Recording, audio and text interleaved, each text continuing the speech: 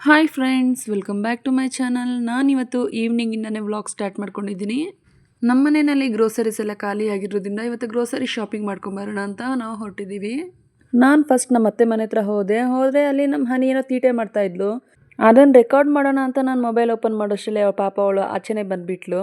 ಆಮೇಲೆ ನಮ್ಮ ಹನಿ ಚಪಾತಿ ಬೇಕು ಅಂತ ಕೇಳಿದಕ್ಕೆ ಅವಳಿಗೆ ಚಪಾತಿ ಎಲ್ಲ ಮಾಡಿಕೊಟ್ಟು ಅಲ್ಲೇ ಒಂದು ವೀಡಿಯೋ ಮಾಡ್ಕೊಂಡು ಅಲ್ಲಿಂದ ನಾನು ಹೊರಗಡೆ ಬಂದೆ. ನಾನು ಹೊರಗಡೆ ಬರೋ ಅಷ್ಟರಲ್ಲಿ ನನ್ನ ಕಣ್ಣಿಗೆ ಬಿದ್ದಿದ್ದು ಈ ಗಿಡ. ಆದರೆ ಇದು ಯಾವ ಗಿಡ ಅಂತ ಮಾತ್ರ ನನಗೆ ಗೊತ್ತಿಲ್ಲ. ನಿಮ್ಗೆ ಏನಾದರೂ ಗೊತ್ತಿದೆ ನಂಗೆ ಕಾಮೆಂಟ್ ಸೆಕ್ಷನಲ್ಲಿ ತಿಳಿಸ್ಕೊಡಿ.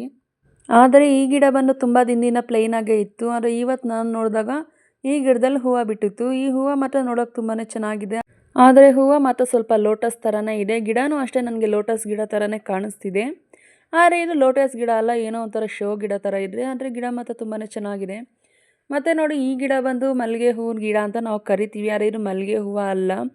ಇದು ಆಲ್ಮೋಸ್ಟ್ ಶಿಡ್ಲಘಟ್ಟದಲ್ಲೆಲ್ಲ ತುಂಬಾ ನಾವು ನೋಡ್ಬೋದು. ಮತ್ತು ನೋಡಿ, ಇಲ್ಲಿ ಬಸಳೆ ಸೊಪ್ಪು ಮತ್ತು ಮನಿ ಪ್ಲ್ಯಾಂಟ್ ಎಲ್ಲನೂ ಒಂದೇ ಇದರಲ್ಲೇ ಇದೆ. ಮತ್ತು ಅಲ್ಲಿಂದ ನಾವು ಸಂತೆ ಕಡೆ ಹೋಗಿ ಸಂತೆಯಲ್ಲಿ ಬೇಕಾಗಿರುವಂಥ ತರಕಾರಿ ಎಲ್ಲ ತೊಗೊಂಡು ಅಲ್ಲಿಂದ ನಾವು ಮತ್ತೆ ಮನೆಗೆ ರಿಟರ್ನ್ ಆದರೆ ನಾವು ಬರೋವಂಥ ದಾರಿಯಲ್ಲಿ ನಮಗೆ ನಮ್ಮ ಹನಿ ಸಿಕ್ಕಿದ್ಲು. ನಮ್ಮ ಹನಿ ನಾನು ನಮ್ಮ ಜೊತೆ ಕರ್ಕೊಂಡು ಅಲ್ಲಿಂದ ನಾವು ನಮ್ಮ ಅತ್ತೆ ಮನೆ ಹತ್ರ ಮತ್ತೆ ಬಂದ್ವಿ. ನಮ್ಮ ಅತ್ತೆ ಮನೆ ಹತ್ರ ಬಂದು ನಮ್ಮ ಅತ್ತೆ ಕೈಯಲ್ಲಿ ಹೂವು ಎಲ್ಲ ಕಟ್ಟಿಸ್ಕೊಂಡು ಅದನ್ನು ಮನೆಗೆ ತೊಗೊಂಡು ಹೋಗುವಷ್ಟರಲ್ಲಿ ನೈಟ್ ಆಗೋಗಿತ್ತು. ಅಲ್ಲಿಂದ ಮನೆಗೆ ಬಂದು ನಾನು ತಂದಿರೋಂಥ ತರಕಾರಿನ ಫ್ರಿಜ್ಜಲ್ಲಿ ಎತ್ತಿಡೋದೇ ನನಗೊಂದು ಕೆಲಸ ಆಗೋಗಿತ್ತು.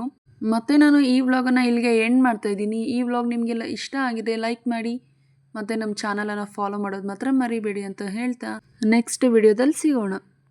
ಅಷ್ಟೇ.